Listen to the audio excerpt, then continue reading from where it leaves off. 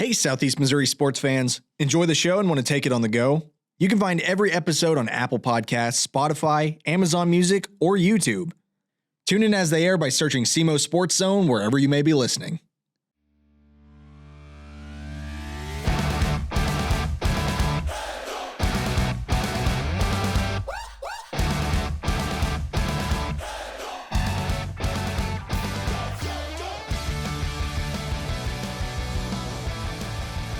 Welcome to SEMO Sports Zone. Dave, we actually got kind of back into a regular season schedule this past couple days.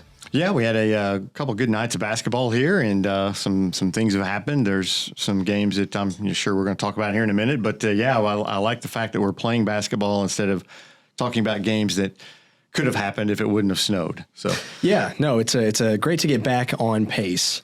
So what's kind of one game on your radar that you have kind of locked down right now? Well, I mean, I would assume that most people are interested in the Sikeston-Farmington game. Did something happen in that game that was kind of unexpected? I don't know about unexpected. Somebody on this podcast kept saying Farmington's good, and Farmington's good, and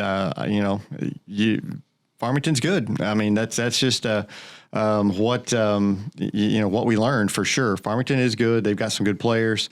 Sikeston, they were down a couple players. Murray was out sick. Then you have a good one. He hurt his ankle during the game. Farmer had some cramps. You had some issues if you're Sikeston, but still, I mean, I think Sikeston should have been a favorite and probably should have won that game. Had multiple chances to win that game too, absolutely. Right? Yeah, absolutely. I mean, they had multiple chances, and it's one of those games. I'm looking at their schedule. And I'm looking and I'm like, they're good. I mean, they're a good basketball team. They're a team that I think is probably one of the favorites to win that district now. They probably lost the top seed. They'll probably have to go through Cape Central now in a semifinal game to get to Farmington again. And it wouldn't shock me if Sikeston beat Farmington and up there. I mean, it was a close game, and kind of this is kind of a wake up call for them. But at the same time, I mean, we keep looking at this Sikeston schedule. They lost to Principia. They lost to Farmington. I mean, they've played some good teams, but they haven't beat those good teams. Yeah. And I think I need to see them beat a good team here. Now, they've got some other good teams coming up. You've got St. Mary's that they're going to play Friday. You've got Callaway County on Monday. Those are two really good teams. I need to see them beat one of these good teams. I mean, they really haven't. If you look at their schedule, they've not beaten in my opinion, a good team. Yeah, well, I think we kind of talked about with that Principia team that was going to be a good testing ground to see how actually they were scaling in this season. That loss, I mean, it wasn't a bad loss to Principia. No. It wasn't. But, it kind of was like that first, okay, punch in the mouth. What can you work on? What can you kind of tie up? But I feel like this is a different loss. Just, I mean, having a couple of your players, like injuries, Markel Murray being out, PJ Farmer having cramps, that's all things that impact you. But at the same time, if that's a winnable game, then you should have won that game. Yeah, and I mean, they're the top, or were. I mean, I guess they still number are. One seed. Yeah, and until number one in the top 10. Yeah, until the new rankings come out, they're the top. They're the number one team in state, meaning that a lot of coaches feel that they're going to win or favorite to win a state title. And I'm just like, I need to see them beat a really good team to put them in that category. I'm not saying they're not a bad team or a good team. I think they are. I think they're a really good team. But I need to see them win one of these games against these good teams. And I know that they beat Timberland, and they said that they were undefeated when we played them. But I mean, if you look at their schedule, they've not played anybody that's really good. And honestly, since the SEMO Conference tournament, I mean, they struggled with Notre Dame at home. They struggled with the Timberland team up in St. Dominic tournament, and now you lose to Farmington. I mean, these are games that I want to see more, and I think we can get there. I mean, I'm certainly, again, I'm not saying that Sikeston is not a good team, but we have some pretty high expectations for the Sikeston team, and so I think they need to live up to them a little bit here and win one of these games and kind of put them back on the map. I think as a team that can win a state title. Well, I think Sikeston has that expectations for themselves every year. I mean, obviously the fans do. Is that it's kind of shocking that there aren't more state titles for Sikeston at this point. Yeah, I mean, I think if I'm not mistaken, Coach Hollifield has 14 district titles since he's been there. I mean, they've got the one state title, and I mean, if you look at the classes that they've played in, typically they're loaded. I mean, those are really, really good good teams. It's hard to win a state title. It's not easy, and it wouldn't be easy this year. I mean, this year Class 5 is absolutely loaded with really really good teams, and and it's nothing. Just we give Sikeston a lot of talk about being the best team in the area and everything, and that may be the case, but I just need to see them win a close game, a game against a good opponent is really what I need to see. And like I said, they've got these opportunities coming up. St. Mary's is a good team. They've not lost to, all the teams that they've lost to are state ranked teams or out of state teams. They play a really tough schedule. Callaway County, they're like 15, 16-1 over in Kentucky. I mean, these are really good teams that they're going to be playing. So we'll see how they do, and maybe they can, beat both of them and shut me up. But, I just want to see them win one of these games against one of these good teams. Yeah. I don't think any of that's that much of a hot take at this point, just because it's true. We do give Sikeston a lot of credit for the skill set they have and, the talent players that they work with. But at the same time, you're right that you need to prove it at some point. It can't just be winning a SEMO conference. I mean, it's prestigious around here, but that's around here. That's not a state title. Yeah, and this SEMO conference, we both said it's down this year, and a lot of the teams that they typically play are down, and so my mind is this Sikeston team elite, or are they just a good team that's playing some talent or some teams that just the talent's way down. You lost to a Farmington team. It's the first time they lost to them since 2004. I'm like, and this is one of your supposed elite teams, and you lose to Farmington first time since 2004. And I know they're good. And I know they're good, but at the same time, this is a team that you've owned for 20 some odd years. Yeah. And, it's, I don't know. It was kind of it was not a surprising loss to me, but I really thought it'd be a close game, but I thought Sikeston would win it. And, so yeah, I want to see them win one of these games coming up, and, we'll keep talking about how good they are. So what about Cape Central and Notre Dame if we're talking about SEMO conference teams? Oh my gosh, what a disgusting basketball game. I'm sorry. Just absolutely disgusting basketball. I mean, looking at the score total, you wouldn't think it's that. I don't know what has happened to Southeast Missouri basketball. I remember days when it was up and down, and honestly, it's the Sikeston game, 81-74. That's the basketball I'm used to, getting up and down the floor, games scores in the 60s and 70s. This basketball that is being played by, Notre Dame is just, I don't know, they have grinded things to a halt. And, they had the game where Charleston scored. It was like 30-something to 20-something. Then this game's 43-33. I don't know what it is, but I hate it. And this Cape Central team, get up and down the floor. I read the story online, and Coach Frazier said he wants to put pressure on the rim. Well, do it. I mean, you can't do that by standing around passing the ball around the perimeter, waiting for someone to get open. You've got to penetrate and get the ball to the rim, and it's just not fun basketball to watch. It is just terrible basketball to watch, and it makes me think that this Cape Central team, I'm like, are they good? Because I'm not seeing a real good basketball team, because they're not getting out and using some of their abilities that I think they have that makes them good, getting up and down the floor and using their athleticism. So yeah, I'm not a fan of this basketball. Is that kind of more an overlying just basketball that's happened this year, would you say, or is it like, what do you think is like the factor that's kind of making it that way? You always have teams that kind of slow it down. Bernie kind of slows it down. Dexter does. You kind of expect it from them. Dexter's done it basically my entire life. They had some years there with Coach Hale and Coach Seitz where they kind of pushed the ball. But other than that, they've always kind of been a slower paced.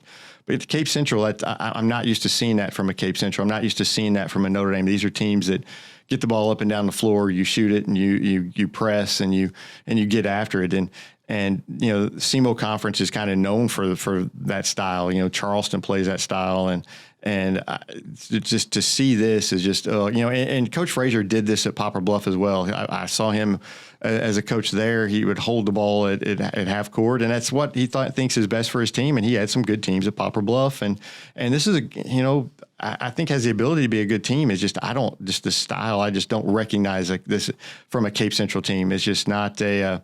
I don't know. It's just I'm not used to seeing Cape Central win games 43-33. Mm-hmm. Well, yeah. I mean, it's not the most shocking score in my eyes, but yeah, if that's not the standard that they're being held to, it probably is just a much different game at this point for them. Yeah, I see it more across Southeast Missouri basketball than what I've seen in the past, and I don't like it. I like getting up and down the floor, and you talk about shot clocks and that kind of thing, and I've always been kind of, well, we don't need it here in Southeast Missouri because we've got teams that get up and down the floor, and now I'm like, when can we install these shot clocks and get this thing going? Yeah, well, did this all start once those new fouling rules were kind of implemented too? I mean, somewhat, but I don't know. I just don't know. I don't know a reason for it. I don't know. I know some teams feel that their best ability, their best way to win is to slow the ball down and kind of grind out games. And I get it. Like I said, I've seen Dexter do it for years and years and years, and you understand it because typically their talent is not as good as the other team's talent. So you try to slow the game down, but man, I don't know. I've just been seeing it more, and it's just, I just don't like it. I want to see some up-tempo basketball. Well, let's talk about a score differential that might suit you a little bit better. Charleston 88, New Madrid County Central 35. Yeah, I was at that game, and there was no slowing that game down. Charleston looked really good, and they get another player back on Thursday. That's really going to help them, I think. And, they're getting better. They've got multiple guys that can score. They get up and down the floor. They really get after you in guard. They forced 23 turnovers, and they're just, they're a basketball team that's improving. And, they're 7-6 now, and they're getting, votes in the, they didn't make the top 10 in the Class 2 poll, but they're getting votes. And that's because coaches know this is going to be a tough team come district time. And we've been saying it on here for, all season long that, don't let this team get better and improve. And that's what they're doing. And man, they look really good. New Madrid, on the other hand, there's some issues going on at New Madrid. You've got a lot of turnovers and just, they pretty much decided to not play the younger kids. They're playing them straight JV for the most part, and it's just it's going to be a long year for New Madrid, I think. When's it going to be time to start getting worried for New Madrid? I'm not worried. I don't know if it's time to be worried yet. Certainly not this year. I mean, we knew that they weren't going to be really good this year. But I'm watching the JV game and I'm seeing the same things that, just they're not necessarily teaching mistakes. They're just mistakes. Mm-hmm. And, you can, what was, I was talking to, I do some radio for New Madrid, and I was talking to my partner on there, and I was saying, you can teach, how to, break a double team, and you can, not dribble it to the corner and things of that nature. But, what you can't teach is not throwing a pass 10 feet over a player's head. I mean, that should just be your instinct and your abilities. And sometimes that, you see that happen, in some of these younger guys. And that's kind of I don't know if it's just, lack of focus or something with that. So, I don't know. I think these young guys are, I think these young guys are learning, but maybe it's better to keep them down at JV, let them play together and, learn how to play together down at that level and then bring them up, next year. What do you think? There was too many expectations on them going into the season? Probably so. You kept hearing all the comparisons to the JD or the Jadis Jones and the BJ Williamson group, and who went to state their freshman year, right? And that's completely unfair. There's not a Jadis Jones in that group. There's just not, and it was completely unfair. And I understand wanting to bring them up and kind of let them learn at the varsity level. Honestly, just between me and the listeners, I thought they were a better team with the freshmen playing up, than with the upperclassmen. But again, you play them down and get them used to winning a little bit. I think one of the things is you don't want to get them, used to losing. Yeah, because that's hard to come back from. Exactly, and that's kind of hard to come back from. So play, keep them all down in the JV. Let them win some games. Get that, get used to winning like they did in junior high, and build off that. Yeah, I don't think it's an apt comparison to, Jadis and BJ were like kind of a generational talent for that school. And I get it. It's hard to come off of that, like 3 state runs to, kind of having to rebuild. And, when you have freshmen like this that showed talent, it's very easy to just be like, well, they're going to be the next generation that's going to keep this dynasty going. that's a lot of pressure. And it's a lot more pressure when you start losing too, because then you have to build back up from that in the next 2 seasons. Yeah, and there's a lot of truth to that. And, it's, there's no right answer. There's just no right answer. And you can't really see into the future to see how that would impact these kids. So it's just you're just going on your gut. And, I feel for Coach Jenkins. I think he's a good coach. I really do. Yeah. And I think he will get these guys going. So I don't think there's any room to panic yet, but there's some, will this group be the Jadis Jones group that, had all that success? I don't think that's what we're looking at here. I think we're looking at a group that's going to be good, but I don't know if we're going to looking at a group that's going to be, have that type of success that Jadis Jones and that crew had for an extended period of time. Yeah, I think it's kind of harsh on Coach Jenkins too, just because last year he still had his star players and, obviously won a ring out of it, but you're getting thrown into this year with kind of the training wheels kicked off and, it's to stumble is not a bad thing, but over the next couple of years, you are going to have to start performing a little bit too. Yeah. And, and there's some definite talent there. I mean, obviously. Yeah. I mean, Jaden Williams is a good player. They got some big kids inside. Isaac Smith is going to be a good player, and Nick English. I mean, those guys are going to be good players. But team cohesion is going to be a big thing too. That they have to work on. Exactly. You've got to have that cohesion, and I do think that it may be easier to teach them some things at the junior varsity level than it is the varsity level. The varsity level it seemed to be moving pretty quick for them. And you got to slow things down. Go back to the kids their age and everything, and slow things down. Charleston did beat them. Charleston's another group that it has a really good young freshman class, and has a really good team. And so seeing them kind of fight it out last night was a lot of fun with some really good athletes that are going to be some good teams in a couple of years. The next game I have on my list, Jackson 54, Hillsboro 44. Jackson just keeps winning. I mean, none of their scores are impressive. But they're 14-2. But they just win. And, sometimes that's just, that's the name of the game, just win. And, and they're doing that. And, they do a nice job of, they know exactly what they're doing. And again, they play a style of basketball that's a little bit slower.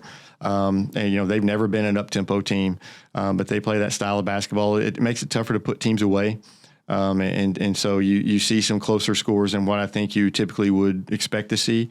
But at the same time, a 6 and 8 point lead against the Jackson is, like a 15, 20 point lead against other teams. Yeah, they play a very methodical game. And you can kind of tell that from just their entire program, like head and shoulders. That's just what they do. Who else Jackson's beaten? Farmington. Yeah, that's a big win. It was just a little over a week ago too, so it's a pretty close sample size. So next game on my list, South Pemiscot 66, Hayti 61. Is South Pemiscot back? I guess. I don't know if they ever really went away, but we needed to see them play some games, and man, they are playing some games. They are playing back-to-backs and playing. They have a team loaded with games here in January, and we were looking forward to this game against Hayti, and I think it was a fun game. It was very frenetic. Very frenetic. Not a game that was slowed down and played this type of game I like to see.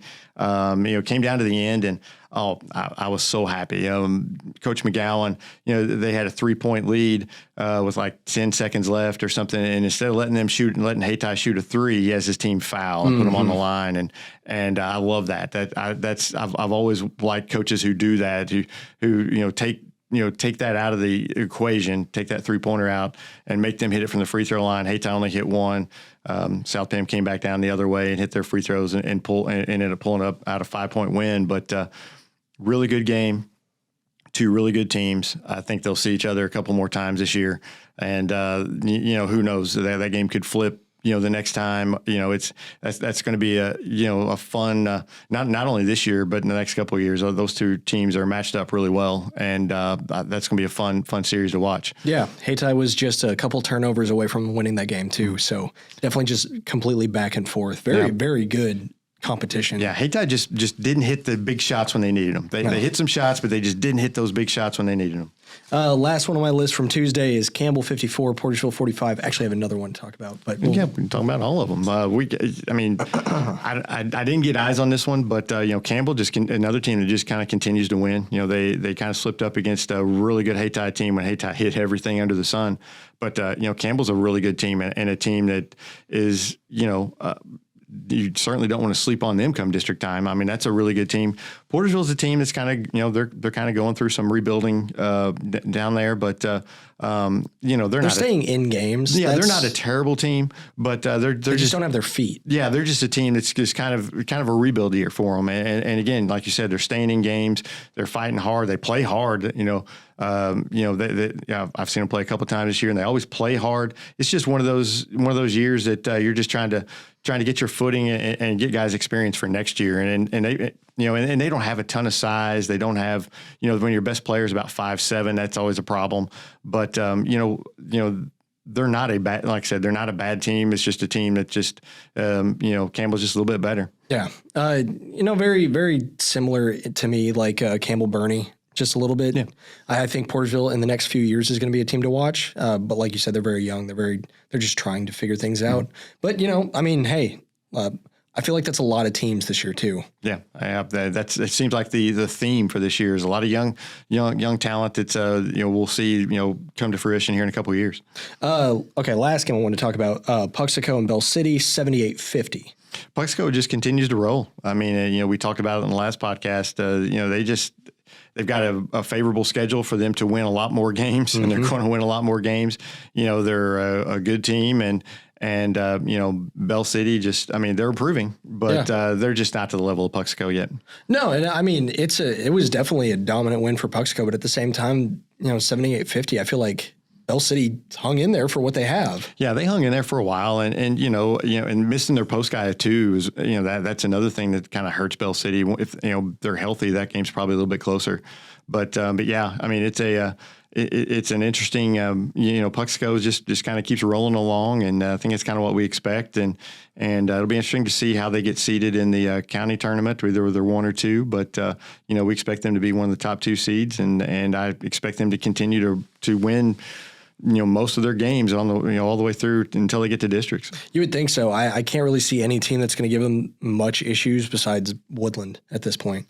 Yeah, and there's always like I said, Dexter always has a chance. They're playing, I believe, at Dexter, so that there's always Dexter could pull it out there. They played them close in the Christmas tournament, but yeah, not many teams are going to give Pemiscot a run, I don't think. I'm just not confident that Dexter can beat Pemiscot at this point. And I know that sounds very naysayer of me. I'm not saying that, 9 out of 10 times that Pemiscot wouldn't beat them.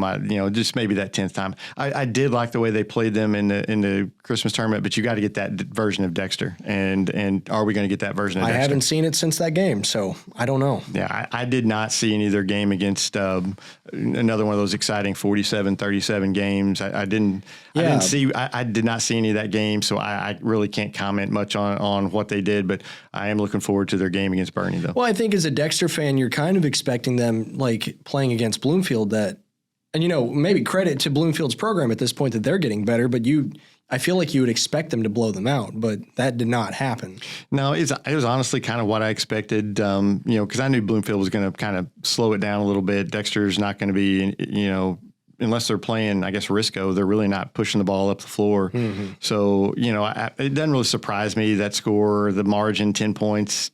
I was figuring 10 to 15 points. So, at the same time, I think Bloomfield's not a bad team. You talk about a team that plays hard. Bloomfield's a team that gets after you from the moment that game starts, the moment it ends. They just don't have a ton of talent, but they're gonna play hard, and they're gonna try to stay in all these games. Yeah, and like for Dexter at this point too, is to me they've got the Richland problem of like you're good sometimes and you're not good other times. Yeah, they need a little more consistency out of them for sure. Do you want to get to power rankings? Sure. All right, my number 1, still Woodland. Mine is Woodland as well. So, and again, we've not seen each other's power rankings here, so if they're the same, we did not discuss it. Yeah. We'll see. My number 2 is Pemiscot. My number 2 is Pemiscot as well. I think really maybe the top 3 are kind of all the same. My number 3 is Scott City. My number 3 is Scott City. Yeah, okay. My number 4 is Risco. My number 4 is Risco as well. So we're on point here for the top 4. My number 5 is South Pemiscot. My number 5 is South Pemiscot. My number 6 is Hayti. My number 6 is Hayti. Okay. My number 7 is East Prairie. My number 7 is Campbell. Okay. So we finally have a different one. I got Campbell still up there. East Prairie, all these 6, 7, 8, 9, 10, they're all kind of jumbled in there for me. So well, I feel like East Prairie's they're still a very good program. They're still a very good team. And I feel like that blip on the radar in the Christmas tournament, I feel like that's what it was, a blip on the radar. Because they're playing teams as competitively as they would. We'll see how they do against Scott City. I feel like that's really going to determine a lot. Mm-hmm. But that was standing. My number 8 is Campbell. My number 8 is Bernie. I've got Campbell ahead of Bernie because Campbell beat Bernie, and I've got Bernie ahead of East Prairie, who's my number 9 because Bernie beat East Prairie. Which all makes sense. My who won over who kind of degrades as the weeks go on, but that's. And it probably should, but whenever I've got them all jumbled in together and I'm trying to figure this out, I sometimes will go that route. So, my number 9, I'm taking Charleston, and that's my number 10. So I've got them, and my number 10 is Bernie. So we're consistent. Top 10, we're consistent, Which I've debated. Crothersville got votes. Mm-hmm. Absolutely going to see tonight how that game goes because they're playing South Pem. And if Crothersville wins that game, gosh, I don't even know what's going to happen. If I'll even release these top 10s tomorrow. I start to say the Crothersville, that game is going on as we're doing this pod here. So I'm not sure how that goes. Crothersville was my 11 tied with Richland. So I've got those two just right there ready to move in if they get a win. So, and, it stinks because Crothersville jumped out, fell out of mine. But, Charleston definitely, to me, played their way in with the way they played. And maybe it's because I was there and saw it in person, but man, they looked really good against New Madrid. Well, I think I've been given kind of inherent bias just because I saw how they played in the SEMO conference, and I feel like there was some quit there, and I didn't like that. But, I've had people, comment and message me and say like, hey, don't sleep on Charleston. They're going to be a good team. And I was just like, yeah, whatever. But, seeing them play New Madrid, and despite the problems New Madrid has, it's not easy to hang 80 on any team. No, it's not easy to beat a team by 50. And that was a dominating. I mean, just absolutely dominant. I've never seen a New Madrid team beaten down like that, especially against the Charleston. And Charleston was just, they were like, blood in the water for sharks. I mean, once they got a little bit of a lead, they took off, and it was fun to watch actually. I mean, because they played really, really well. Do you think Charleston's getting sick of not winning? I think they're used to winning. I think Charleston plays well at home. They're 4-0 at home, and they really play well there. I want to see them do this on the road. Yeah. But man, you play them at their place, you better pack a lunch because it's going to be a tough game. Now, I don't feel like I've seen Charleston beat Charleston since like 2021. I feel like they're due to kind of get this rebound. Yeah, and I mean they were kind of looking like one of those old school Charleston teams, really getting after it, man to man, just really getting after it, forcing turnovers, running the floor and hitting outside shots, and I mean they multiple guys scoring. Just doing whatever they really wanted to do. It was kind of reminiscent of some of the older school Charleston teams. Now, just to play devil's advocate, if Crothersville does win this game tonight against South Penn, where would you put them in your top 10? Oh, I think I'd probably dump East Prairie, to be honest. I think I'd put them at 11. I would move Charleston to 9 and Crothersville to 10, probably, which doesn't make any sense, I know, but as you put on the spot here, that's probably what I would do. Yeah. Well, it does shift over. Actually, I would probably keep Charleston at 10 and jump Crothersville to 9 is probably what I would do. And I would pull East Prairie out because East Prairie and Charleston to me are dead even. And I'm kind of waiting to see what East Prairie does against Scott City and how they play against Scott City. Yeah, I think that's going to be a big determining factor. I've got Bernie as my number 10. I feel like I don't want to say I could drop them just because I like that team so much, but it's about the quality of opponents that you play. And, playing Dexter, that's obviously going to be a big boost for them. But Dexter's on my hot seat right now. So. Yeah, we'll see. Bernie may be on my hot seat. It all depends on what happens tomorrow night, that Bernie Dexter game, see how Bernie stays, if they stay in this poll or not. So let's move on to classes 4 through 6. You want me to give my number one first? Go ahead. Jackson. I like that we're of one mind because I've also taken Jackson, but Sikeston's my number 2, but I put in an asterisk beside it. Yeah, I've got a little note here as well on mine, but Sikeston's my number 2. But the reason being, just a little over a week ago, Jackson beat Farmington, and then Sikeston loses to Farmington. Yep. Just a little over a week later. They've not played. If they had played and Sikeston had beat them, then I would probably still stick with Sikeston, but they haven't. So I'm taking Jackson as my number 1. Yeah, Jackson's my number 1. Sikeston's my number 2. My asterisk says without Markel Murray. Yeah, and that's true. And Sikeston was not full strength, and Sikeston, if Sikeston beats St. Mary's, beats Callaway County, they'll pop right back into my number 1 slot, I would think. Yeah. But this is a fluid thing. We do this every week. Week to week. Yeah. So. My number 3 is Cape. My number 3 is Cape. My number 4 is Notre Dame. My number 5 is Dexter, but I've put just barely. I'm number 5 is Poplar Bluff. That my rule of losing huge to Vashon. We've had a few games since then now. So Poplar Bluff, they've won some games and they've lost some games, but they just they're a little more consistent than Dexter, and they beat Dexter head to head. So yeah, no, I think that's totally fair. I also considered that. I just looking at Poplar Bluff's losses on the season, which Dexter doesn't have that good of losses either. They had a stretch where they were going 5 losses straight. So I don't know. I'm going to say it's a 5A, 5B. Who knows? But my number 5 is Dexter. Yeah, and I'm right there with you. Poplar Bluff's not lost to a Class 1 school, and Poplar Bluff's not lost to a Class 2 school. So I'm gonna go with Poplar Bluff. That's fair. I've also put a note that said if Farmington was considered Southeast Missouri, I would put them number 1. Yeah, that would be a whole different thing, because I would have them number 2 and Sikeston 3, and Sikeston fans probably would really not like that. Which, I mean, I have this discussion with my coworkers all the time, is that I would really like Misha, at least, to just designate what is considered what's Southeast Missouri, because people ask us do you consider this Southeast Missouri? And it's I don't know. Most people don't, so I don't. It's a lot easier in football when it's a SEMO conference and you can just deal with, but when you only have 8 teams in the SEMO conference or 9 teams in the SEMO conference in basketball, we can't just go with those 9. So, no. So yeah, we've got, it's a little bit more ambiguous in basketball for sure. Well, let me ask this. Do you think there's going to be any shakeups? And this is for both classes 1 through 3 and 4 through 6. Do you think there's going to be any shakeups in the next coming weeks?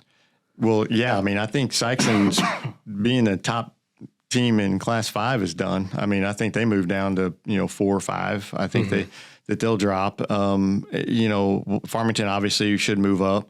I do not understand how Scott City is ranked in Class 3 and Woodland is not. That's ridiculous to me, since they played each other and Woodland won the head-to-head. They got votes. Yeah, but I'm like, Woodland, they should be state ranked. I don't know. I mean, if they won head-to-head, so I don't know. Is the quality of wins for Scott City any better than Woodland at this point? I looked at the schedules and it doesn't. I mean, one's not more impressive than the other. I mean, so yeah, I mean, I think their resumes are very similar. So I don't know what they were thinking putting Scott City in, but I mean, maybe they both should be in, and maybe one of those other teams should be out. I'm more for that than Woodland, should be in, Scott City out. I think one of those other teams should be out, and Woodland and Scott City be in. But I think obviously that's something that I hope gets fixed in the next one, and I don't know about any of the other ones. I don't know. It's just not. I mean, I hope Risco stays, highly state ranked. I'd like to see Richland get, climb a little bit, and because I want to see some 2 highly ranked teams whenever they meet later on in the year. Yeah, I think selfishly, but no, I think that's good. You don't want to see. You don't want to see just completely unbalanced teams play each other. I think that's the most exciting part of the year, is when 2 teams that are very comparable play each other. Yeah. Well, let's move on to some games that are coming up then. Just because, there's a couple. Yeah, we got some good games coming up. There's 2 tonight they're good. Got Richland, Woodland, and we already talked about the Crowsville, South Pem, and so just keep in mind we're not talking about those games because we're doing this podcast as these games are going on. But those are 2 good games, and then of course the Dexter Bernie game on Thursday night. Which why they're playing on Thursday night, I do not know. but it's always been played on Friday night from my biggest memory. But obviously there's a reason, and but I promise you that gym will be full whether it's on Thursday or Friday. No, I was making graphics for it, and I had an idea to make just like who's winning kind of currently in their like matchups. Misha's record only goes back to 2009, but obviously that rivalry goes back years. Yeah, and it was always, Bernie, back whenever I was in school, early 90s, a long time ago, Bernie was kind of winning most of those. My junior year, Dexter got him a couple times, but Bernie was winning the majority of those back then. But, Dexter has their streaks. I mean, they won 4 of the last 5, 19 of the last 25. But Coach Allen, and Coach Long both took over at the same time.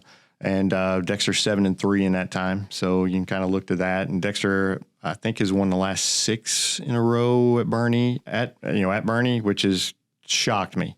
Bernie's a tough place to play, and for Dexter to win the last 6, so I'm sure Bernie's going to want to try to hold on to that home court, and stop that streak for sure. Okay, so next game kind of coming up, Hayti and New Madrid. Yeah, that game has actually been canceled. Oh, okay. So, I know there's like a beta convention or something. So I think Hayti, that game was called off. I found out earlier today. So, which is probably better for New Madrid at this point. Yeah, that's a good thing for New Madrid right now that that game was canceled. So. Okay. Charleston and Scott County Central. Yeah, Charleston, I think, will have another high-scoring night against Scott County Central. Scott County Central just not what they were of old, and Charleston should, I would assume, would roll through that game. Okay, let's move on to Friday night's games. I've got Kennett and Notre Dame written down. Yeah, that game could go sideways for Notre Dame.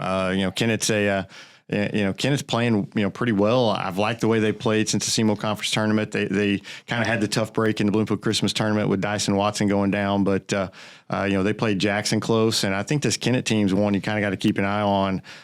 So that game could be a really good game. Yeah, they're just a very transformative team. They can always play to their opponent. If they have to speed up, slow down, everything they need to do, they kind of do. I think in the next couple of years, they're definitely going to have just a good flow. Yeah, and I like what Coach McBroom's doing down there for sure. And then finally, Scott City and East Prairie. Yeah, that's the game that I have a lot of interest in. That's going to be a lot of fun. Who knows? Scott City's won they won both games last year, won 5 of the last 6, and that's probably going to be playing for the top seed in the Scott Miss tournament, which is the first week in February. I like Scott City's depth in this one. I think their depth probably wins out. But, if Noah Johnson and Connor Markham get going, they're tough to stop. So we'll see if Scott City can slow them down any. Yeah, definitely an exciting matchup. Definitely an exciting week of games that we've had so far. Dave, any final thoughts? No, it's just we need to get your voice taken care of. It's rough, and we need to get that taken care of. But be a fun game, Bernie Dexter on Thursday night. Hopefully, everybody tunes into A Corp to watch that. And we'll see you guys around after the weekend.